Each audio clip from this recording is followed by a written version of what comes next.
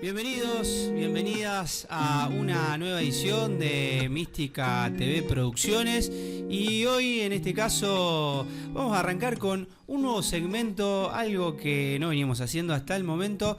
Vamos a hablar de salud y para hablar de salud vamos a ponerle el nombre, si el invitado me permite, el consultorio del doctor Esguirido. Y para hablar de salud y un montón de otras cosas más, un personaje lleno de anécdotas, de vivencias, de aventuras, de conocimientos, de polémica, nos va a trasladar a un montón de lugares, un montón de pensamientos y, bueno, muchas otras cosas que vamos a ir descubriendo a lo largo de la entrevista. Ya te voy a saludar y te voy a dar la palabra. Pedro Esguirido, médico. Médico. Solo médico. Solamente médico, me especializo en ser médico. No quisiste ser otra cosa más que médico, no, nada. Hice mucho posgrado, no rendí nunca ninguno, no me llamaba la atención. O sea, no necesitaste la acreditación. No la necesito. No la necesitas. Es más, es importante, esta es una opinión mía, no es lo que deben hacer todos.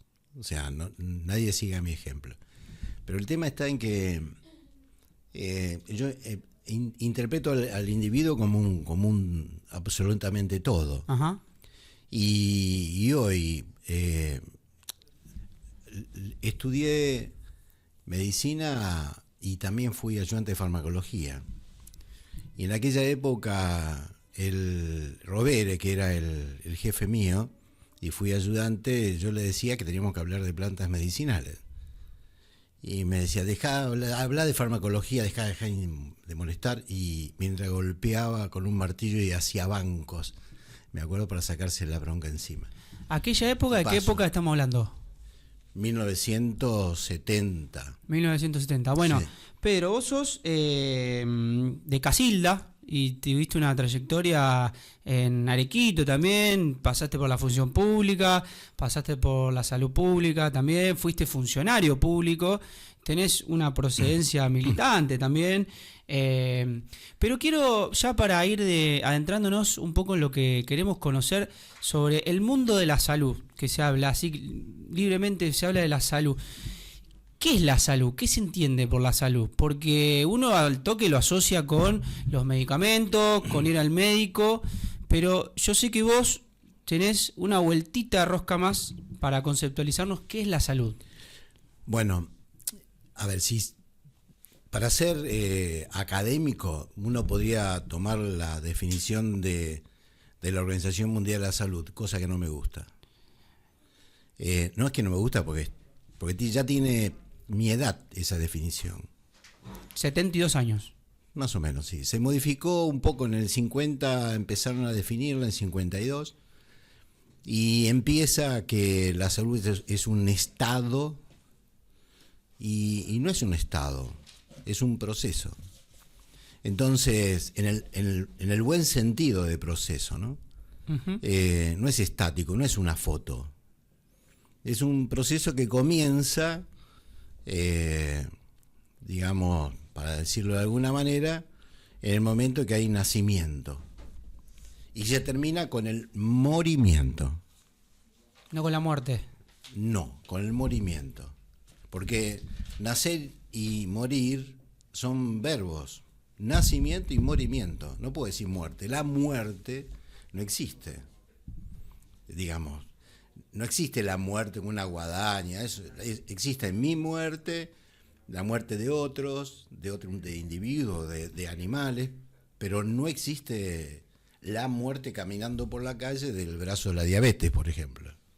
Uh-huh. Existen individuos con diabetes o con un proceso, o con un orzuelo, o con una uña encarnada. No existe la uña encarnada. Entonces digo, bueno, cada vez que me junto con algunos colegas me dicen otra vez lo mismo. Entonces digo, no. Hoy vienen unos celulares que son espectaculares para sacar fotos. Ustedes pónganse en una peatonal cualquiera de cualquier parte del país y con ese celular saquen una foto cuando pase la diabetes del brazo de la tuberculosis, perseguidos por el acosador cáncer. Le sacan la foto, me la trae, yo se las creo. Ahora, sáquenle individuos y yo le podría decir que ese individuo tiene tendencia a. Y, por lo tanto, salud, cuando uno habla de salud, el médico interviene en un 5%. La Organización Mundial de la Salud, en Alma Alta, en 1978, venía muy bien la Organización Mundial de Salud hasta esa altura. Y el médico interviene en la modificación de salud del individuo en un 5%.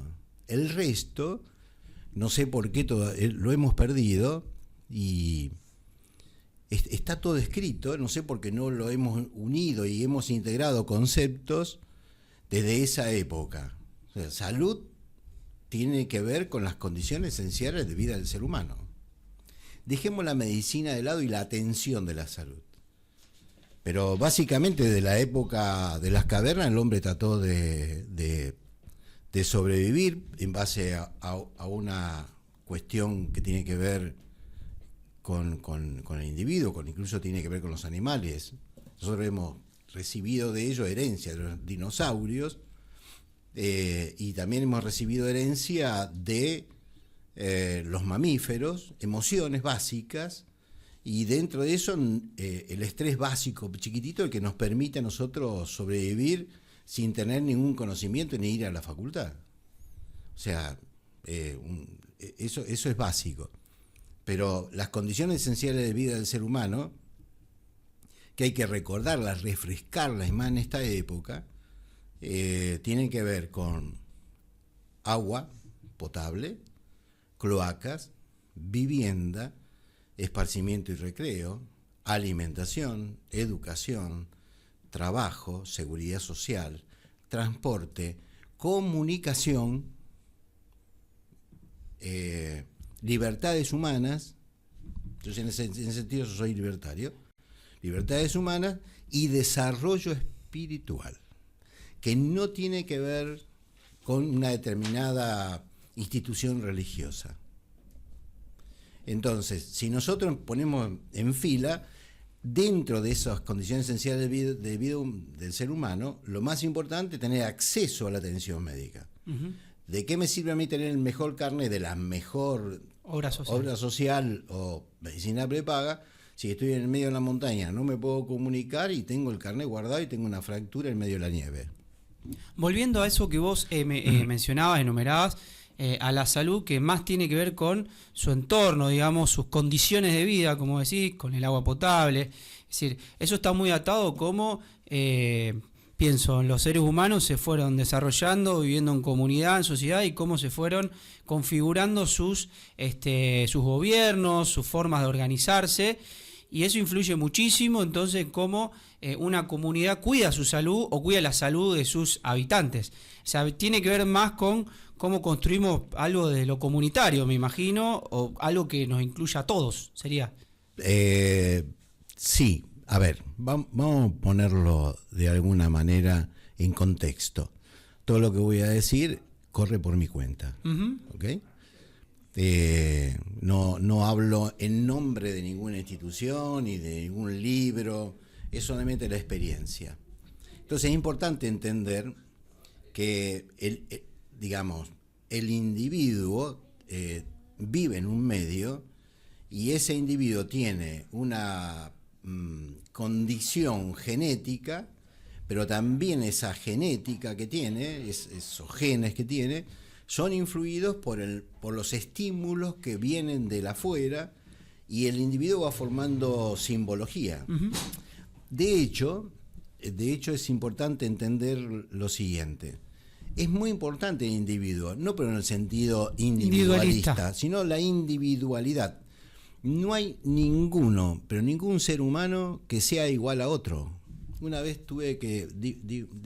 hicimos el primer congreso de Aloe que se hizo acá en el país, lo hicimos en Arequito, no me acuerdo el año, pero creo que en el 2000 y pico.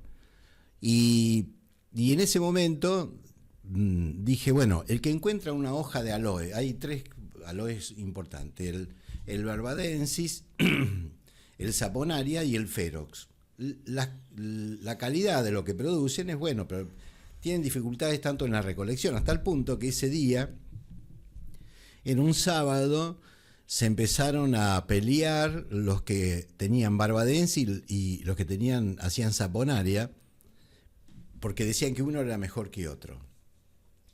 Y en ese momento yo me jugué y dije, el que me trae una hoja de aloe igual a la otra, le regalo mi auto. Yo me había llevado el Fiat 600 por la duda. Por la duda.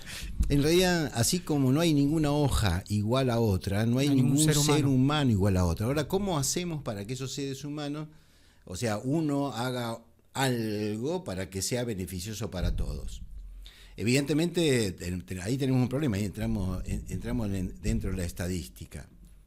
Y después, la otra cuestión es que cada individuo construye una creencia en función de símbolos. ¿Y qué es un símbolo? Un símbolo es para mí, es una imagen construida con instrumentos del mismo momento en que uno tiene conciencia de que uno es uno. Creo que a partir de los 2 años más o menos podemos hacer imágenes y transformar símbolos, que es una bandera, que es un hijo, y en función de esa comunidad donde uno está, uno va a tener una determinada creencia. Y esa creencia va a ser beneficiosa si esa creencia tiene bases ciertas. Porque si yo parto de supuestos que no son ciertos, las conclusiones van a ser falsas, van a ser equivocadas. Entonces, no tenemos la misma cultura que los esquimales, no tenemos la misma cultura que los indios, hablo de la India, ni la misma cultura que los budistas. Así que es importante entender en ese contexto. La salud para cada uno, los grupos etarios, el concepto es totalmente diferente. Y eso es por un lado. Después viene el otro, el que supuestamente tiene el poder, digamos, ya sea el chamán, el curandero o el médico, tiene el poder de modificar lo que el otro tiene. Y que también tiene que ver con la cultura y con una manera de bajar línea, y esa línea también va a ser importante por los resultados que va a obtener ese individuo y la comunidad. Pedro, y bueno, hablando de salud y la conceptualización que das, ¿por qué y cómo aparecen las enfermedades? O sea, ¿qué relación le damos a eso que vos previamente decías? Porque uno lo primero que hace es decir, estoy enfermo, tengo que ir al médico y que me recete algo para curarme. ¿Cómo aparecen las enfermedades? ¿Qué son las enfermedades? Las enfermedades yo digo que son expresiones de un conflicto biológico a partir de los estímulos que uno recibe en función de esa simbología que uno tiene. Por ejemplo, no me gusta que se mueran los gatos. Entonces voy caminando por la calle, del piso 12 se cae un gato, muere delante mío, y a mí que no me gusta, que el símbolo es muy, muy duro, no me gusta por mi cultura, porque mi abuela criaba gatos, a todo el mundo le gustaban los gatos, no es así, digo, son metáforas las que estoy diciendo, ¿no? Pero tampoco me gusta que se mueran los gatos, pero el tema está en que cuando el gato muere delante mío y yo tengo el símbolo, no me gusta que se mueran, genera en mí un cambio, ese símbolo es muy duro y el estímulo no absorbe. No lo puede procesar, no lo procesa, no lo absorbe y rebota. Entonces lastima una célula. Y esa célula, en realidad, como es un gato, hice 2 cuadras, se me pasó, dejé de llorar, dejé de amargarme porque tengo otras cosas más importantes y esa célula se repara. Ahora, si se cae un gato por hora durante una semana, 3 meses seguidos, evidentemente, la acumulación de células que se van a lastimar, esas células van a producir un conflicto biológico que después nosotros le vamos a poner un nombre.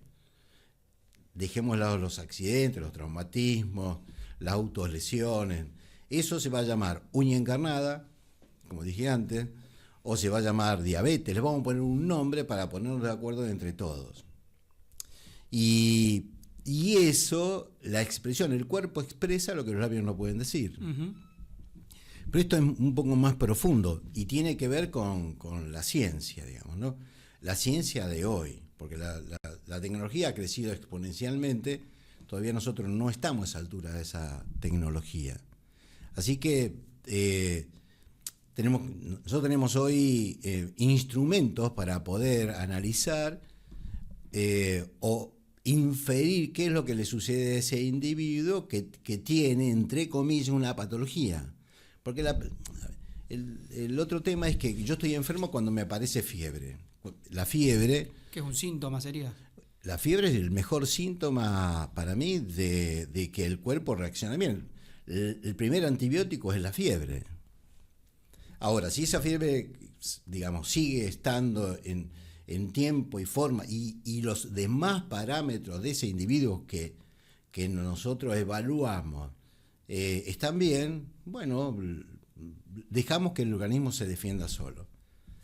Pero si yo interpreto, ¿cómo sé que tiene fiebre? Porque tengo un termómetro, la tecnología hizo un termómetro, ahora hay diferentes tecnologías para medir la fiebre, pero es un instrumento natural que tiene el cuerpo para expresarse.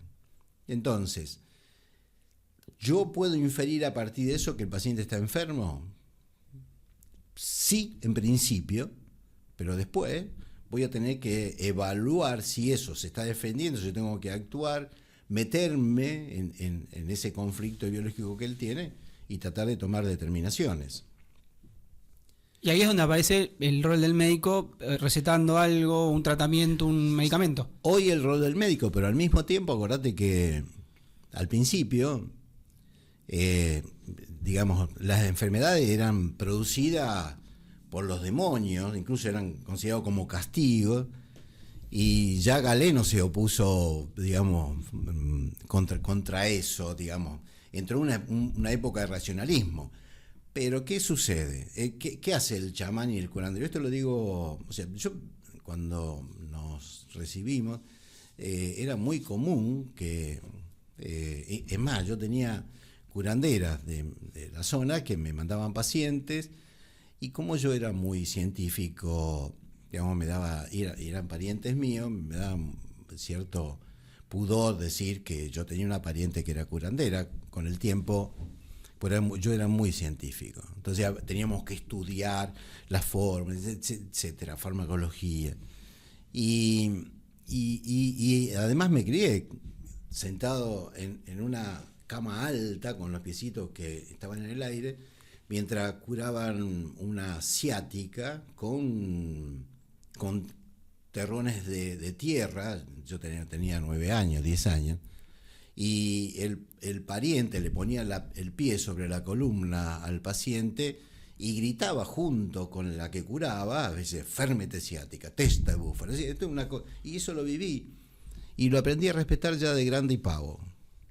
Al principio te parecía que era algo que no tenías razón de ser. No, si yo venía de la ciencia. Claro, vos venías de la ciencia. ¿Cómo voy a tolerar algo que...? Y después esa incapacidad mía para entender en esa época, la señora que hacía esto, que yo visitaba frecuentemente de chico y jugaba con ellos, etcétera, etcétera, me dice, ma, ¿por qué Pedrito no viene a verme? Y yo no la iba a ver porque me daba vergüenza, tengo que reconocerlo. Después, con el tiempo, ya grande, y sí, la fui a ver, y le pedí disculpa a mi manera, yo no sabía lo que estaba hablando. Pero de esas cosas todavía existen hoy. ¿Y está mal? No, no está mal. Igual que estar con un chamán y que un chamán mire una radiografía y le diga al señor que le trajo la radiografía, que vive en la comunidad, dice, vos tenés el problema acá, tu mal está acá. Y yo, mirá, desde el punto de vista radiográfico, no veía nada patológico de acuerdo a los parámetros que yo tengo.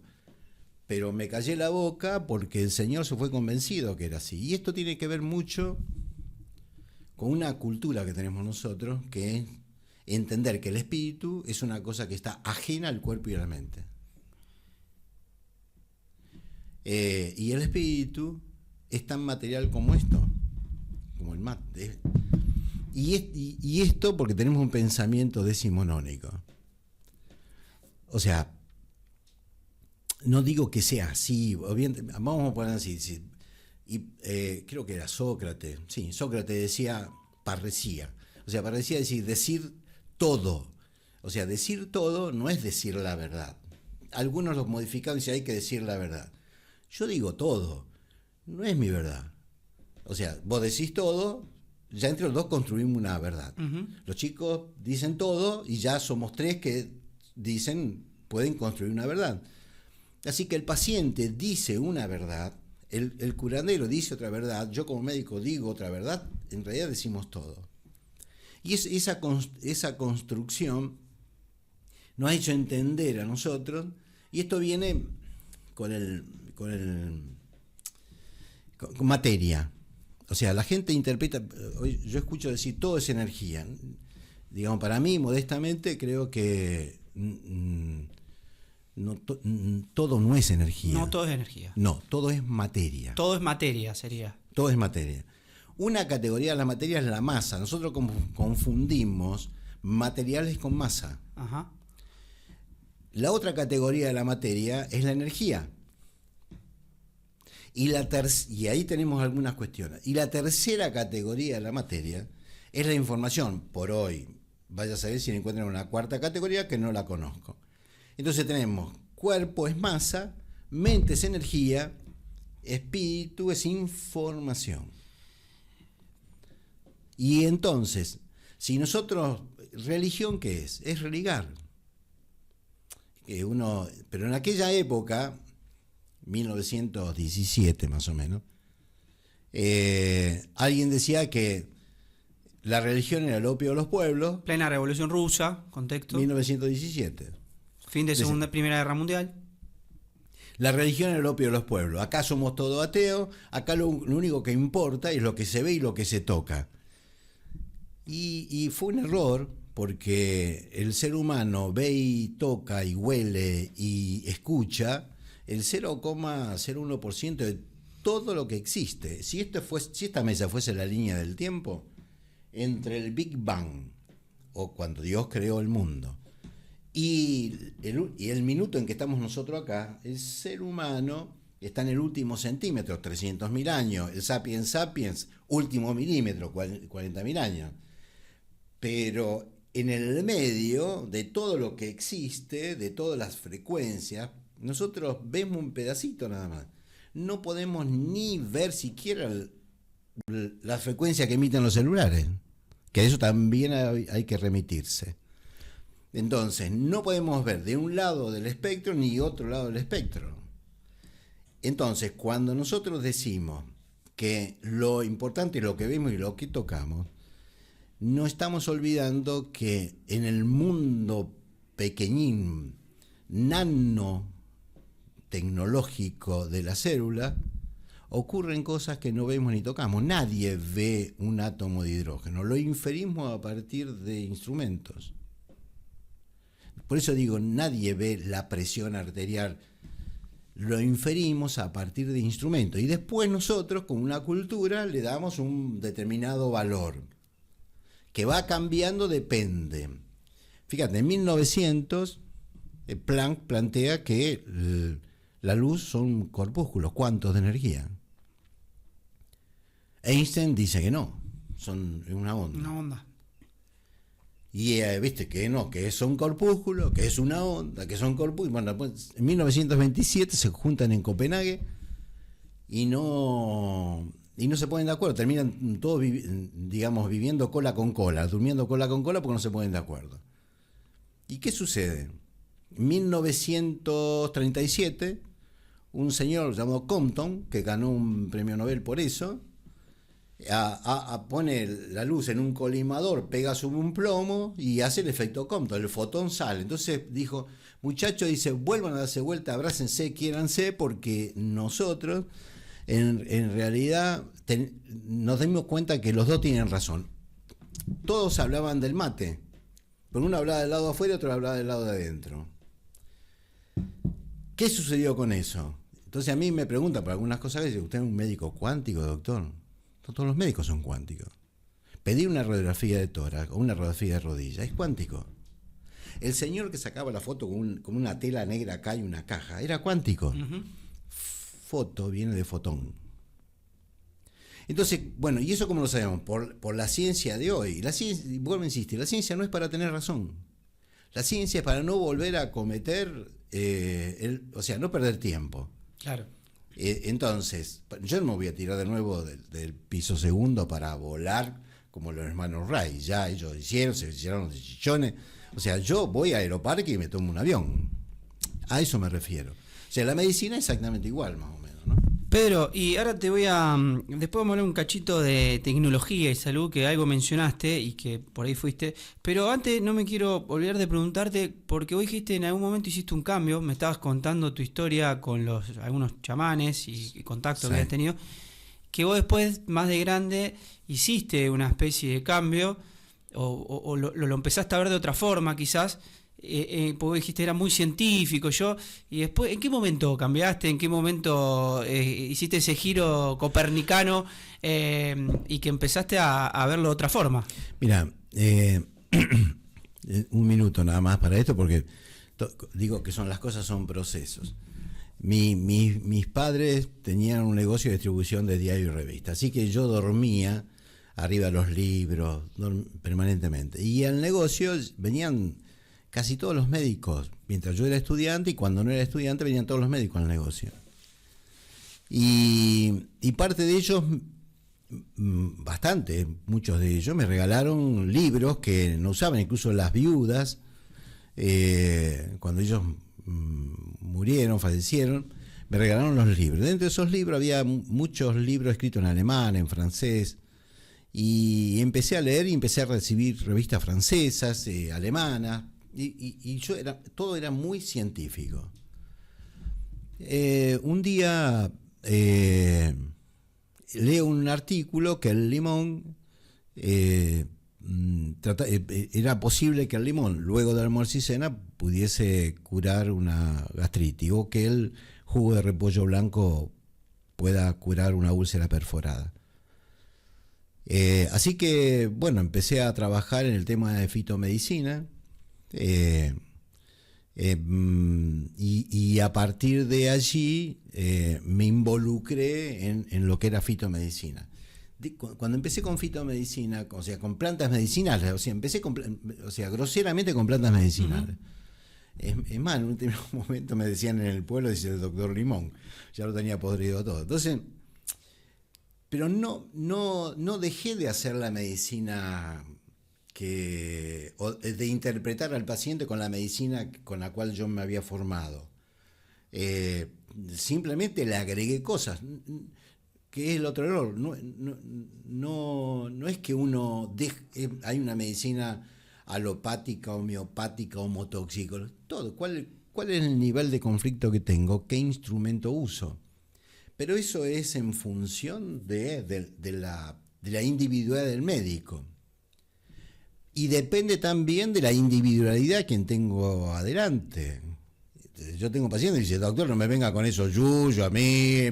Deme una pastillita. Deme una pastillita, ¿viste? Y el otro dice, por favor, ni se le ocurra darme absolutamente nada de la farmacia. Entonces, esos dos extremos en el medio, hay un popurrí, para un collage. Explorar, para ver, sí. O sea, esto es importante entenderlo. No es que uno deja, tiene que agregarle cosas nuevas, lo cual significa... O sea, si yo me tengo que operar hoy de rodilla, busco al mejor cirujano traumatólogo de rodilla que exista hoy en Argentina. Pero desde el punto de vista integral, hoy yo no puedo analizar cerebro sin intestino. Y lo contrario, intestino sin cerebro, ni corazón sin cerebro, ni intestino, corazón, ni vaso sin cerebro. ¿Por qué? Porque nosotros el cerebro tiene 96 mil millones de neuronas, que surge de multiplicar el coeficiente 12 por la cantidad de habitantes que hay sobre el planeta. La misma cantidad está en el resto del cuerpo. Y las mismas neuronas están en el intestino. O sea, el intestino también tiene neuronas. Todos los órganos tienen neuronas. Yo digo... el cerebro siempre quiere vivir. El cerebro siempre va a poner el conflicto en el órgano más fuerte. ¿Y dónde lo pones? Como los teros. Grita ahí, pero el nido profundo está en otro lado. los órganos son cerebros disfrazados de órganos. Gerson, que escribió un libro hace mucho tiempo atrás, decía que el intestino era el segundo cerebro. Yo me animo a decir con total insolencia que es el primero. El intestino. Pero todos los conflictos comienzan en el intestino. Por eso la alimentación es muy importante. Es más, hay un estudio en Noruega de 23.000 madres que estudiaron cómo se alimentaban las madres y cómo se alimentaban los chicos. Y ese estudio en Noruega, que fue en el año, no quiero hablar de Minotón porque lo tengo, 2000 y pico, hace predicción de cómo van a ser esos chicos en el futuro. Por eso hoy dejar chicos sin comer y callarse la boca a los responsables de entender eso para mí es terrible. O sea, no importa. A mí cuando llega un paciente a mi consultorio, me importa 3 cornos cómo piensa él de lo partidario. Claro. Me ha tocado por mi vida ver pacientes de todos los extremos de extremidad posible. De todas las ideologías y pensamientos. He visto de todo. He visto de todo. Y he visto actores que estuvieron en un lado y actores que estuvieron en el otro lado de la cancha. Uh-huh. He visto de Boca, he visto de River, he visto de Central, he visto de Newell's, he visto los de la tribuna que estaban en el clásico, he visto todo. Y yo los escucho y todos quieren lo mismo. Pero para eso yo creo que una de las cosas que tenemos que hacer es que la ciencia nos ha permitido crecer muchísimo en tecnología y nos permite inferir más rápido algunas cuestiones. Pero también nos permite, lo que debemos hacer es que lo que sabemos debemos trasladarlo al resto de la gente. La gente lo tiene que saber. Entonces, todo el mundo tiene un dilema: filosofía y política. Filosofía es: me gustaría lavarme los dientes todos los días, porque lo aprendí, me dijeron que me tengo que lavar todos los dientes. Política es cómo lo hago. Política es hacer, no es hablar, es hacer. Entonces, me voy a buscar un cepillo de dientes, entonces elijo cepillo de dientes eléctrico, cerradura, blanda, y después los diferentes dentríficos que hay, y en función de eso llevo adelante mi filosofía, llevo adelante mi sueño. Y los sueños se construyen haciendo. Eso es la política. Los partidos políticos, digamos, están bien. Uno representa el cepillo eléctrico, otro representa el cepillo de cerdas duras, y otro blanda, y otro un mix. Y genial. A mí me encanta ese collage. Pero no hay que perder de vista algunas cuestiones. Yo creo que no hay que volver para atrás. No, aburro. Bueno, el tema está en que, fíjate, ¿qué es lo que resuelve las células? Me voy a meter en un berenjenal porque todas las células del ser humano están diseñadas para ser eternas. ¿Ok? Tiene un mecanismo de eternidad. Podemos ser eternos. De hecho, hoy yo estoy invitado a, en fin, una zarazaza, pero es una eternidad lo que podemos vivir. Y yo digo, no, muchachos, no vamos a poder vivir eternamente porque se va a mamar bastante bolonqui con el ANSES. Entonces, con la seguridad social. Y más hoy. Entonces, un señor, un japonés llamado Yamanaka, descubrió este mecanismo. ¿Y cuáles son las únicas células eternas?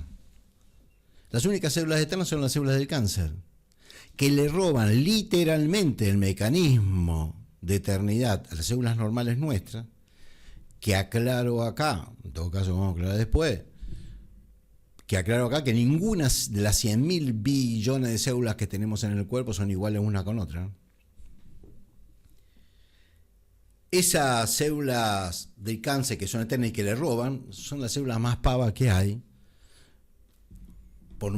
Digamos, pava en el sentido de porque se reproducen como fotocopia. Son todas iguales siempre, no tienen estrategia. ¿Y por qué se produce entonces el cáncer? Ese es otro tema, es para charlar un rato largo, ¿no? Lo vamos a dejar para otro capítulo. Sí, porque si no... Entonces, no podemos ser eternos porque todavía nosotros no estamos en condiciones, el ser humano no está en condiciones de ser eterno, porque nos falta desarrollar el neocórtex. Todo esto corre por mi cuenta, ¿eh? Son hipótesis. De cualquier forma, todo el mundo habla de la hipótesis de cómo generó el mundo. Uh-huh. Desde Oparín hasta el día de hoy, todo el mundo está pensando que no, que era generación espontánea, que es Sarasasa, que el helio, en fin. Entonces, digo, cuando los dinosaurios aparecieron, y que no se fueron nunca. Después vinieron los mamíferos, nos dejaron de herencia a nosotros la protuberancia, que es el cerebro arcaico. Después viene el mamífero, que es el mesencéfalo, y después viene el neocorte, que está así. Yo creo que, y esto vuelve a correr por mi cuenta, yo creo que cuando el neocorte crezca y que tiene que ver con el amor, el arcaico, el cerebro arcaico se va a equilibrar y podríamos ser eternos, no importa. Pero ¿cuál es mi función? Mi función es que el paciente muera sano, digamos, a los 100 años, 120. Rosario es, aunque parezca irónico, Rosario es la ciudad argentina que más longevidad tiene. De todas las ciudades la que más longeva. ¿Y eso por qué? Su población, digamos. Sí, menos intoxicación con otras cosas, pero sigue siendo 3 años más que cualquier otra población de Argentina. Está escrito, digamos. Está estudiado. Bueno, eso es estadística, ¿no? Epidemiología, estadística. Entonces, es importante entender esto, de que nosotros heredamos las emociones de los dinosaurios y heredamos las emociones de los mamíferos. Ahora bien, me hago esta pregunta. Seguramente va a haber mucha gente que pueda contribuir mejor que yo a esto. No pretendo tener ni siquiera la verdad, pero el tema está en que los dinosaurios siempre tuvieron enfrente todos los colores. Los mamíferos siempre tuvieron enfrente todos los sonidos. Los colores se miden en Armstrong, la frecuencia. Los sonidos se miden en Hertz. Y hemos heredado las emociones. Ahora bien, yo no he visto ningún dinosaurio pintar ningún cuadro, ni ningún mamífero hacer la mejor melodía. Sí, a los seres humanos hacer cuadros hermosos y hay infinitas melodías las que van a venir. Y con las emociones, ¿qué hacemos nosotros? Yo digo que el sentimiento es la emoción ordenada. Es la melodía, el sentimiento es la melodía de todas las emociones que nosotros hemos heredado en los 240 millones de años de los dinosaurios, de los reptiles, digamos. Y digo, bueno, porque tenemos la protuberancia ahí. Uh-huh. Fíjate, bueno, nosotros nos queremos parecer a los pumas hoy, digamos, siempre ponemos animales por delante. ¿Ok? El león, los pumas, etcétera, etcétera. O sea, ¿queremos evolucionar o queremos retroceder? Yo digo, esto no es nuevo lo que voy a decir, pero nosotros no descendemos del mono, vamos hacia él. Entonces, vamos para atrás. O porque todavía parece que no tenemos optimismo para ser mejores. Yo creo que sí. O sea, si yo me empiezo a analizar, y siempre desde la salud, siempre desde la salud. Me pongo a analizar, me pongo los pies sobre el barro y me enojo, soy pesimista, etcétera, etcétera. Pero si me alejo un poquitito, yo soy muy optimista en eso. O sea, yo creo que vamos a ser mejores. inteligencia artificial de por medio, lo que sea. Y a eso iba a ir ahora, Pedro, que te preguntaba, porque vos trajiste la palabra tecnología, trajiste la palabra inteligencia artificial, hablaste de política también, con la salud, pero sé que vos has incursionado, estuviste en Rusia en unos años, Sí. y trajiste algunas metodologías o máquinas, instrumentos, que esas ciertas nuevas tecnologías o distintas tecnologías, como le queramos llamar, te han ayudado a diagnosticar distinto, a aplicar distintos métodos. ¿Qué es eso? ¿De qué se trata? También es un proceso. Las plantas medicinales me llevaron a estudiar biología molecular y fitoquímica. Cuando hago algo trato de ir hasta el hueso.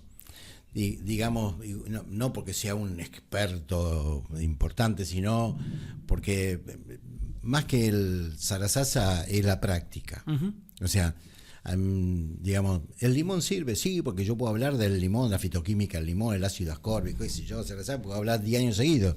Pero si no tuve 10 pacientes para el limón, que todos los médicos hacen esto. Y es muy bueno. Todos los médicos, cada paciente es una cosa nueva y no es que experimentan, es que tienen una teoría y en función de esa teoría, bueno, ellos la llevan adelante. Todo colega mío tiene digamos, ese objetivo de ver cómo tratan de resolver el problema a quien tiene adelante. No conozco ningún colega mío, ningún médico, que no haga eso. O sea, por supuesto que hay excepciones, como en todos lados, pero yo puedo ser una excepción también de otra cosa, que de algo que hace otro muy bien. Uh-huh. O sea, no pretendo arrogarme ninguna verdad, pero el tema está en que cada vez que hacía algo lo llevaba a la práctica, y yo creo que los límites son para correrse. Cuando a mí me ponen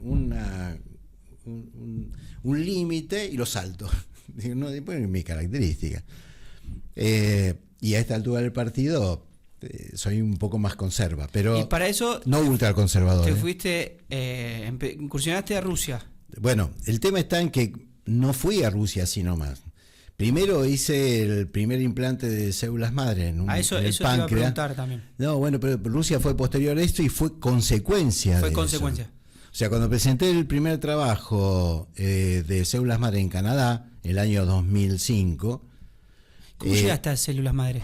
Y porque había un hematólogo conmigo que se llama tipazo, Jorge Sarlaski, el hijo es hematólogo, bueno, creo que heredó la capacidad del padre.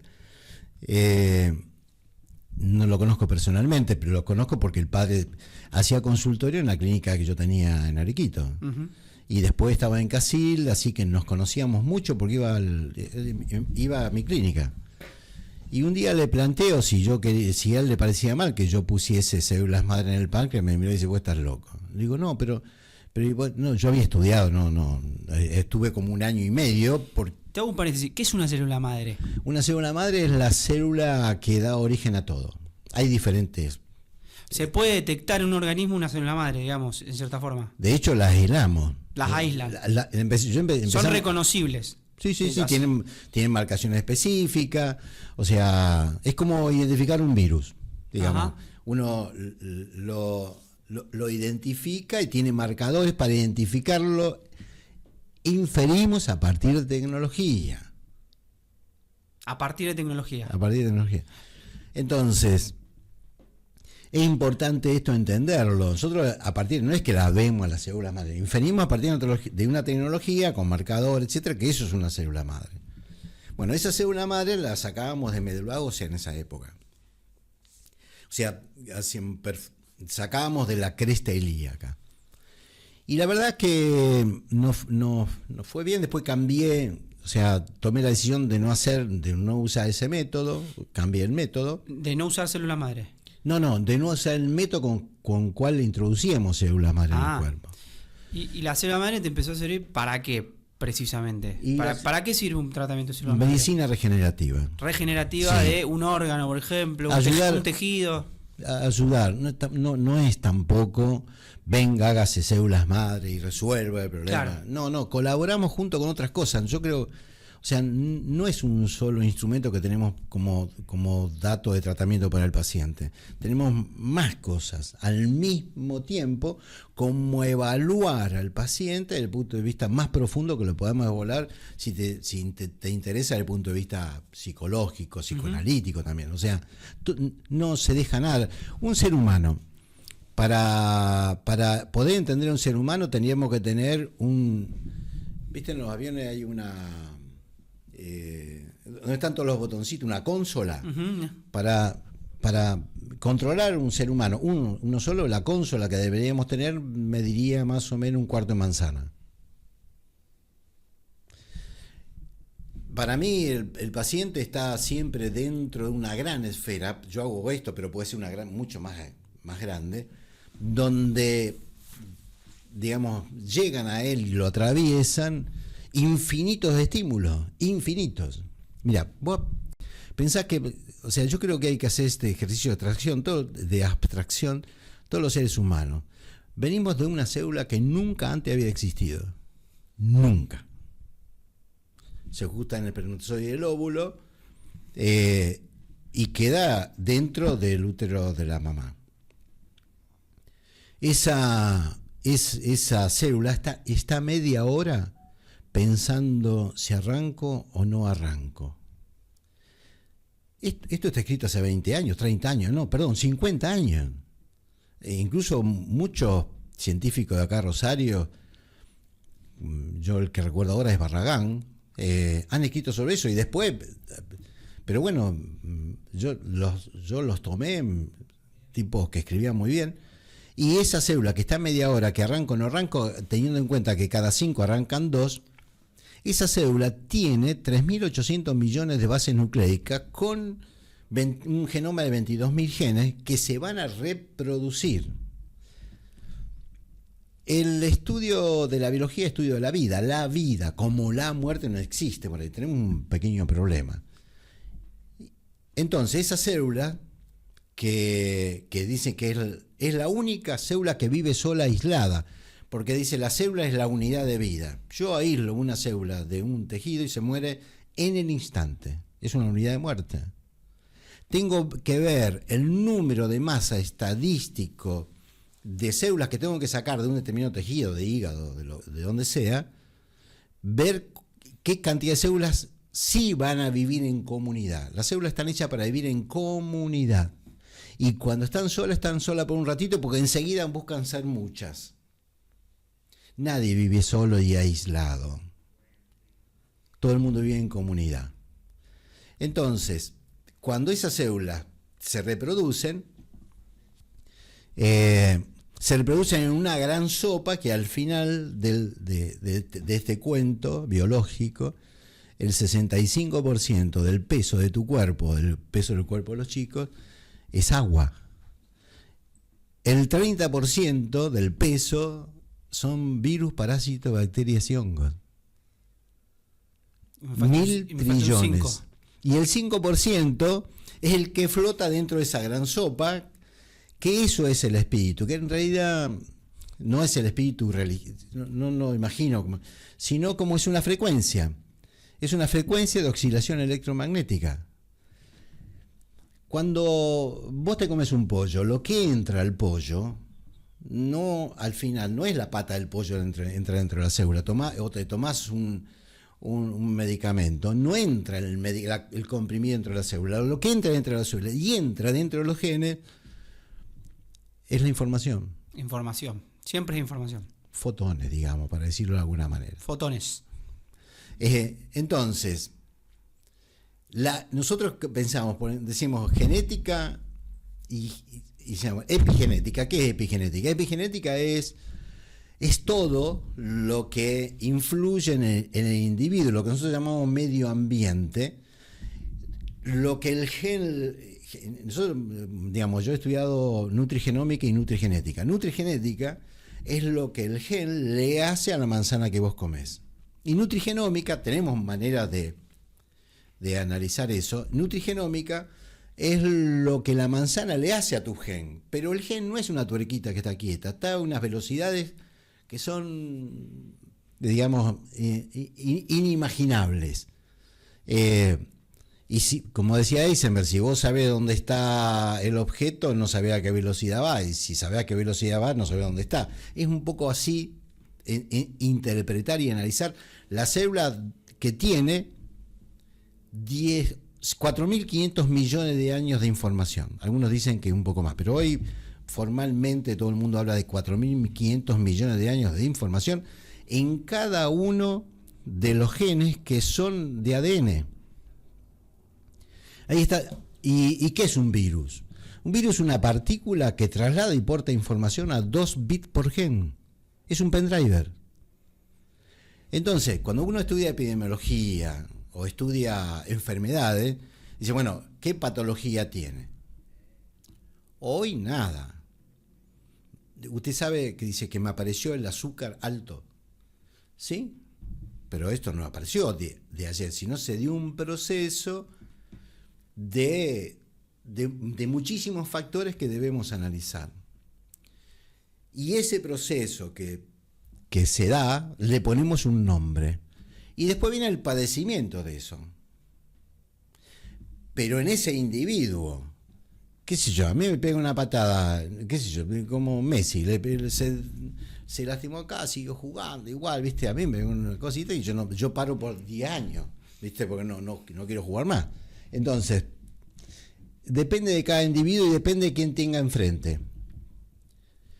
Hay un término que se llama ética y el otro, que es un músico entre fonema y fonética. Fonema es cómo interpreta el sonido el que canta y fonética es el real.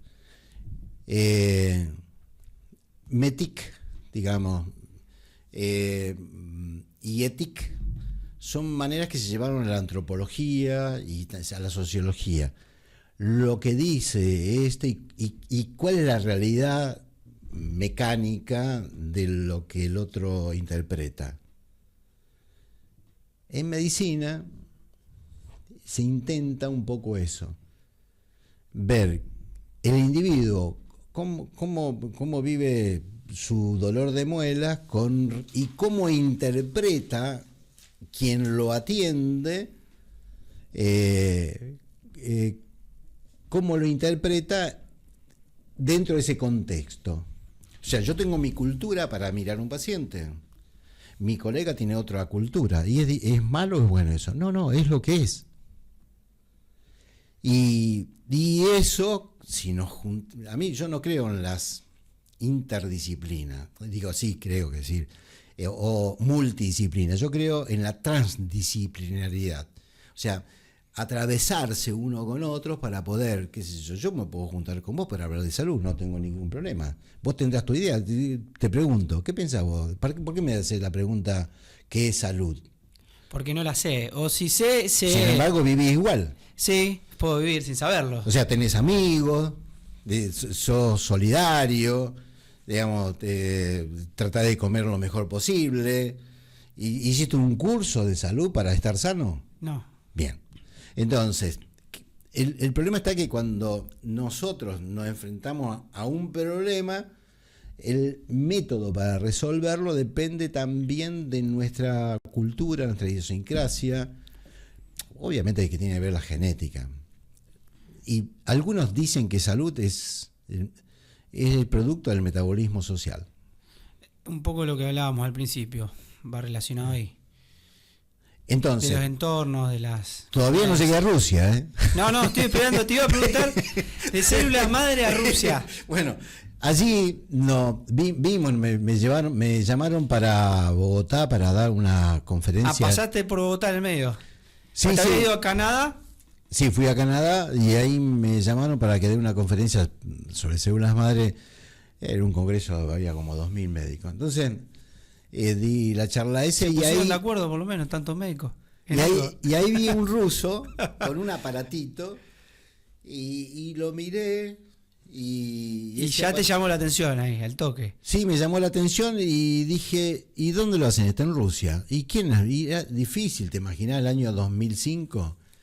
Así que, bueno, fuimos con otro colega, que es Diego Pailole, pero yo fui el primero que entró el aparato al país. Digo porque estaba 10 metros delante de él, se quedó atrasado y yo tenía... Escúchame, y cuando viste el aparato ese, un ruso, ¿qué te llamó la atención?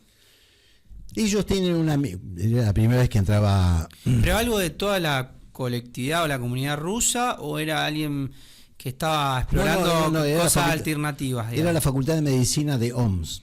De una ciudad ya de... y OMS está a 3.500 kilómetros... 3.000 kilómetros más o menos, 3.500 de Moscú. Ajá. Es la tercera ciudad de Moscú, San Petersburgo, y la tercera ciudad es una ciudad donde está toda la inteligencia de la Facultad de Medicina, estaba el Instituto de Psicofísica Aplicada. Así que fuimos, aprendimos, nos enseñaron y vimos una cultura totalmente diferente a la nuestra. A mí me sorprendió. ¿Cuánto tiempo estuviste en Rusia? ¿La primera vez que fuiste? No, la primera vez estuvimos casi 10 días. Fuiste a ver si conseguía explorar más sobre estas tecnologías. Sí, nos enseñaron y ellos me pusieron como entrenador, profe muy grande, pero ¿qué pasa? Yo cuando fui dije, ¿y esto qué es? Era tratamiento y diagnóstico no lineal. Yo sabía de física porque, bueno, me gusta la física y estudio mucho y leo mucho. Y cuando lo traje, el primer paciente que tuve enfrente con eso, lo estudié y vi que tenía muchos pacientes. Así que lo fui estudiando y vi que me servía como un instrumento más. No como una universidad de trabajar solo con eso, sino como una herramienta más. Como si tuviese un ecógrafo. Yo hice ecografía, así que tengo un ecógrafo y tengo eso y tengo un aparato para tomar la presión. Y tengo un oxímetro, o sea, son instrumentos que uno tiene. Y ese aparato mide las oscilaciones, las frecuencias, digamos. Es un poco más complejo. Mide la entropía de la información. ¿La? Entropía de la información. Entropía de la información. Bien. ¿Y rápido eso qué significa? Concepto rápido. O sea, la primera ley de termodinámica... Te maté con esa. No. La primera ley de termodinámica es todo, nada se crea ni se pierde, todo se transforma. O sea, no perdemos lo que ganamos, ni vamos a ganar todo lo que perdemos. O sea, se transforma, es otra cosa. Y la segunda ley de termodinámica, el universo tiende a la entropía, o sea, la indisponibilidad de energía. Lo cual significa que nosotros nos morimos. Claro. El tiempo, o sea, ¿qué quiere decir? Que las moléculas con las cuales nuestro cuerpo está formado son moléculas que se manejan a una velocidad inimaginable. Ahora, este termo tiene una velocidad, las moléculas, que yo vengo dentro de 1000 años y todavía está el termo acá. Si a mí me acostaba acá, dentro de 1000 años, ni los huesos. Nada. Entonces, es importante entender esto. Y ahora bien, las neuronas son osciladores. Hoy dice la ciencia, las neurociencias dicen que son osciladores eléctricos. Yo digo insolentemente que son osciladores electromagnéticos. ¿Por qué es eso? Porque siempre que hay electricidad hay campos magnéticos. Y esos campos magnéticos siempre se dan incluso en la última instancia de cualquier partícula nano, incluso dentro del núcleo, las partículas nucleares, todo, tienen campos magnéticos. Y eso es materia también. Lo que no vemos es materia. O sea, las partículas que vienen del Sol nos atraviesan, también es materia. Sí, pero no nos hacen nada porque, bueno, vaya a saber, debe ser lo alcahuete del universo. Pero es importante entender que el instrumento que nosotros tenemos, que podíamos usar, es ver de qué manera el cerebro recoge, lo que intentamos hacer nosotros, de qué manera recogemos información y podemos inferirlo junto con la clínica del paciente y qué hago con ese paciente, si le pido laboratorio o no. pero es un instrumento más. Pero tiene que ver con esa cuestión de la información que entra dentro de los diagnósticos y tratamientos no lineales, porque el ser humano es un sistema abierto, termodinámico, caótico, complejo, disipativo, determinativo, no lineal y repetible. Entonces, con todos estos instrumentos, bueno, cuando volví había algunos errores en el estudio, los rusos cambiaron un poco. El que hizo el sistema era un ruso que estuvo en Stanford. No es la primera vez que un ruso va a Estados Unidos y se queda ahí. Y el que quedó a cargo de eso fue el sobrino que recibió todos los conocimientos. Y esto tiene que ver con la teoría de la información y la teoría de la comunicación. En aquella época, en el año 1930, había un señor, un físico joven, que era capo, en el MIT, en el Massachusetts Institute of Technology. En el MIT. Sí, en el MIT, en el MIT. y él hizo trampa, estudió biología, y se juntó con un biólogo que se llama Weaver, y juntos, ¿qué hicieron?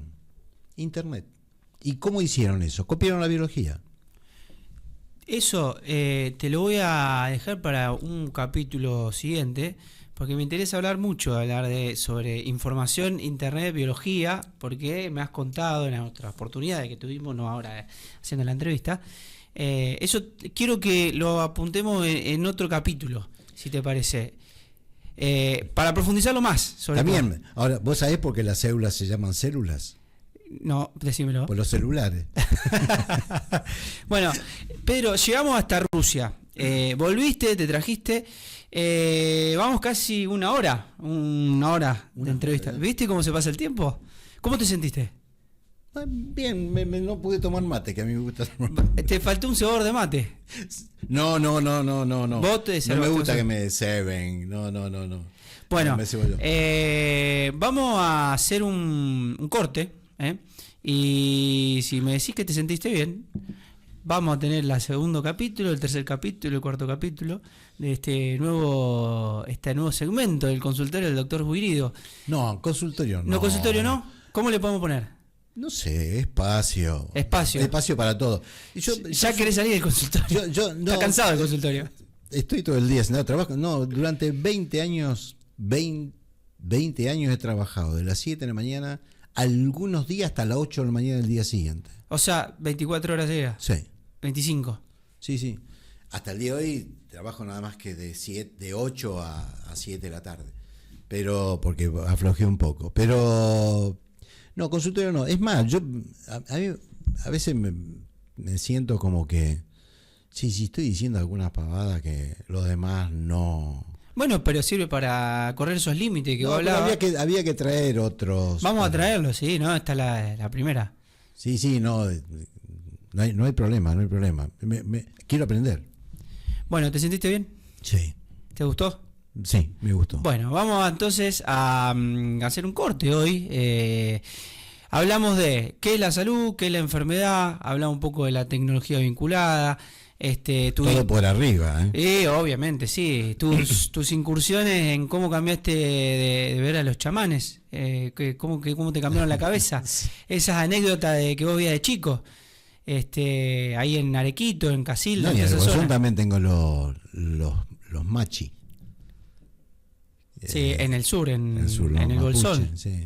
Bueno, me quedo fuera un montón. Fuiste funcionario, fuiste director de hospital, fuiste director de políticas públicas de salud, estuviste en otros países, fuiste conferencista en Europa, viviste 8 años en Europa. No viví. Bueno, iba y venía. Ibas y venías, 8 años en Europa, y un montón de cosas más que queremos saber sobre este universo que se hace llamar la salud.